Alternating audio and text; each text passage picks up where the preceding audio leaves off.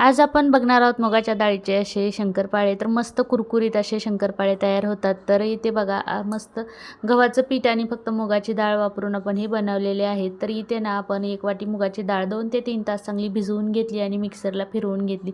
चांगली बारीक फिरवून घ्यायची. तर यामध्ये ना अर्धा चमचा हळद घातली, अर्धा चमचा हिंग घालायचा आहे आणि लाल तिखट घालायचं आहे आपल्या आवडीनुसार. तर इथे ना अर्धा चमचा लाल तिखट घातले, चवीपुरतं मीठ घालून घेतले आणि बेडगी मिरची पावडर घातली 1 चमचाभर, म्हणजे कलरसुद्धा छान येतो.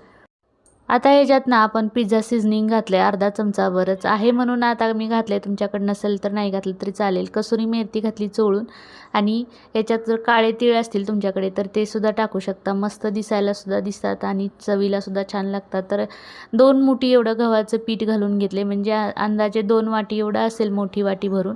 तर जेवढं मावेल तेवढं एवढं याच्यामध्ये पीठ घालून घ्यायचं आणि घट्टसर गोळा मळून घ्यायचा. अजिबात पाण्याचा वापर करायचा नाही.